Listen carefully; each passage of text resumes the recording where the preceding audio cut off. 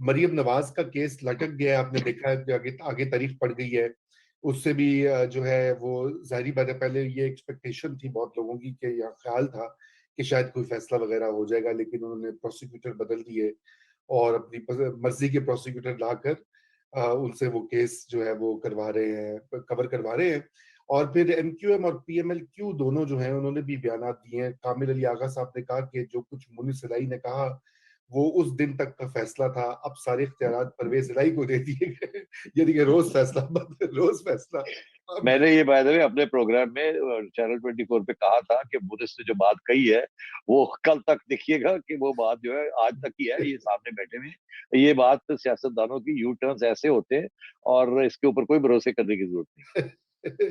और एमक्यूएम ने भी और कहा सर, और जी एमक्यूएम जी ने भी बोलिए। एमक्यूएम ने भी कहा जी मजीद ये वजारतों का लालच हमें दे रहे हैं, हम नहीं है इंटरेस्टेड, हम इस गवर्नमेंट का बोझ नहीं उठा सकते। तो जी सोलंकी साहब। रजा रजा सेठी साहब को हम मेरे ख्याल में मालूम ही होगा कि कल मरियम के केस में हुकूमत ने कहा है कि हमें 4 हफ्ते दें, हाँ जी। जबकि इल्जाम ये शहबाज शरीफ पे लगा रहे हैं। शहबाज शरीफ तो आज भी वहां पर गए लेकिन फर्द जुर्म आयद नहीं हुई। तो जो पीछे जो वजीर आजम एक बात करते हैं और अमलन उसके बिल्कुल उलट। जी। देखिए, ये एक स्पेकुलेशन चल रही थी कि जिस तरीके से जज हजरात मरियम के केस में पेश आ रहे थे और जो सवाल पूछ रहे थे और नाराजगी का इजहार कर रहे थे अगेंस्ट नैब, तो ऐसे ही लगता था कि अब मरियम को एक्विट किए जा होने जा रही। और इसीलिए फिर खान साहब ने प्रोसिक्यूटर को चेंज किया और इन्वेस्टिगेटर को चेंज किया ताकि वो जाके कह सके कि मैं तो नया नया आया हूँ और मुझे तो टाइम चाहिए और वो वगैरह वगैरह। और तो इसलिए फिर 1 महीना इसको और खींचा जाए। नहीं तो मुझे जो अगर मेरे से कोई पूछता तो मैंने आपको एक्चुअली पूछा भी था और मैंने शायद पेशेंट गोई भी कहीं की है कि ये केस नहीं चलेगा और मरियम एक्विट हो जाएगी। मैं अभी भी ये कह रहा हूँ। और आप देखते चलिए होता क्या है। ये तो इन्होंने और टाइम ले लिया 1 महीने का। जज साहब अब क्या करते हैं, उन्होंने मांगा था वो हक तो उनका बनता है कि अगर नया बंदा आया तो केस स्टडी करना है, ये करना। हालांकि केस स्टडी क्या, एक बंदा तो नहीं होता ना, पूरी टीम बनाई हुई होती है जिसके साथ फाइलें होती है, ये होते हैं, ब्रीफ होती है। एक सेकंड लग एक मैं घंटे की ब्रीफ पढ़ के और आप आर्ग्यू कर सकते हैं। तो वो तो ये डिलेइंग टैक्टिक्स तो उनकी तरफ से हो रहे हैं। नैब के पास केस नहीं है शहबाज के खिलाफ। और स्पेशली जबकि वो नेशनल क्राइम एजेंसी की तरफ से वो जो सारी आई है जजमेंट आई है कि इन्होंने शहजाद ने पूरी कोशिश की और कुछ नहीं निकला। तो अब इसके बाद नैब के पास क्या है, खोखला, कुछ है ही कुछ नहीं। और इसी तरीके के साथ अब ये मरियम के खिलाफ भी जो ये करने जा रहे हैं, शी बी एक्विटेड। चले 1 महीना और वो घर बैठ जाएंगी, क्या होता है। मगर ये खान साहब के टैक्टिक्स हैं कि किसी तरीके से प्रेशर रखे कि, और वो दिन ब दिन प्रेशर जो है वो अब अदालतें खड़ी होनी शुरू हो गई और वो बस अब वक्त पूरा होने जा रहा है सबका। जी वक्त हो रहा है ये इसका, लेकिन जो शहबाज शरीफ का केस है ये तो एफआईए के हवाले इन्होंने किया हुआ है ना, उनके जिम्मे लगाया या हुआ जी जी मनी लॉन्ड्रिंग और ये वो। तो बहरहाल, तो सेठी साहब नहीं, ये वो एफआईए की मैं बात कर रहा हूँ ना, because the Shahzad Akbar was head the of the FIA ना। तो हाँ। अब ये उनकी जगह पे सिद्दीक साहब आए हैं कोई।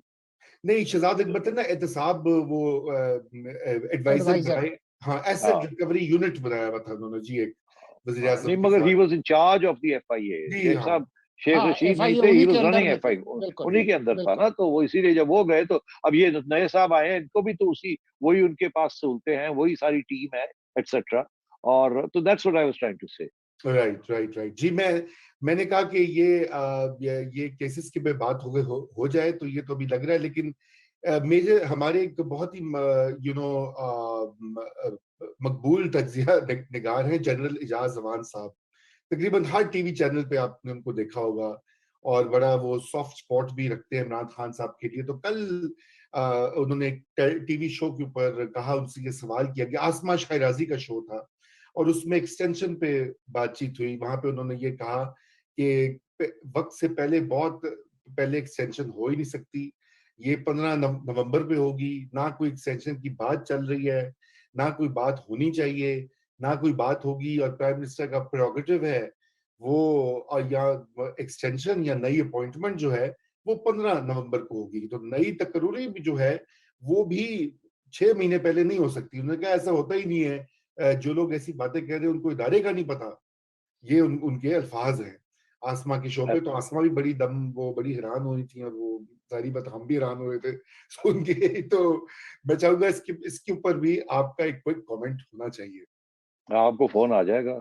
अच्छा, चलिए, आप उसको वो फुल प्रूफ कर देना, फोन प्रूफ कर दें। चले, मैं आपसे सिर्फ ये कहूंगा कि आरिफ अलवी साहब जो कि आपके अनफॉर्चुनेटली प्रेसिडेंट हैं, उन्होंने अभी हाल ही में एक इंटरव्यू दी है एक चैनल को, और मुझे ऐसे लगता है कि ये इंटरव्यू करवाई गई है एक बयान देने के लिए। अब ज़ाहिर है यार, हम भी कोई मतलब ऐसे कच्चे बंटे तो नहीं ना खेडे, सानू पता होता है जैसे सानू बुलाया जाता है और क्या ना सवाल पूछो तो देन भी इसका जवाब दे, तो ये एक तरीका होता है। तो वो उसमें उनको पूछा गया कि जी नया आर्मी चीफ की अपॉइंटमेंट कब अनाउंस होगी, इसके ऊपर कोई बहस हुई है आपकी प्राइम मिनिस्टर के साथ या कंसल्टेशन हुई?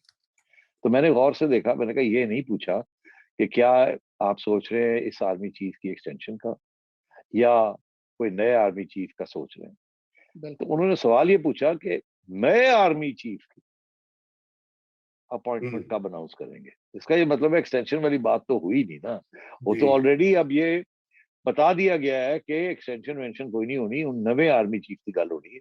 और ये भी कह दिया गया कि जी जब वो अभी तक मेरे साथ कोई नए आर्मी चीफ की एक्सटेंशन के ऊपर कोई बात नहीं हुई, अब उसकी अपॉइंटमेंट के ऊपर कोई बात नहीं हुई, जब वक्त आएगा तो जरूर मुझे कंसल्ट किया जाएगा, मगर अभी तक नहीं हुई। ये अलवी साहब ने ये आप कह दिया। उधर से आप कह रहे हैं, उधर से जर्नैल साहब ने भी कुछ कह दिया, रिटायर्ड जर्नैल साहब जिनका आप नाम ले रहे थे। तो अब तो वाजे हो गया कि गवर्नमेंट की तरफ से भी और एस्टेब्लिशमेंट के जो स्पोक्समैन हैं अनऑफिशियल, उनकी तरफ से भी, कि इश्यू एक्सटेंशन का तो रहा ही नहीं। और जहां तक एक नई अपॉइंटमेंट का इश्यू है, वो भी नामुमकिन है बाय रूल्स। और अलवी साहब खुद कह रहे हैं कि हमने अभी तक तो सोचा भी नहीं है। इसके पीछे एक बैकग्राउंड है, पता नहीं, अब वो इशारा ही हो सकता है, इससे ज्यादा तो नहीं हो सकता, कि खान साहब धमकियां देते रहे हैं कि मैं कोई नया आर्मी चीफ अपॉइंट कर दूंगा, और लोग ये समझ रहे हैं जी अप्रैल में ये हो जाएगा या मार्च में हो जाएगा, और ये हो जाएगा वो हो जाएगा। ये एक धमकी है टू दी एग्जिस्टिंग सिस्टम कि जी मैं फिर अपना ये कर लूंगा आगे।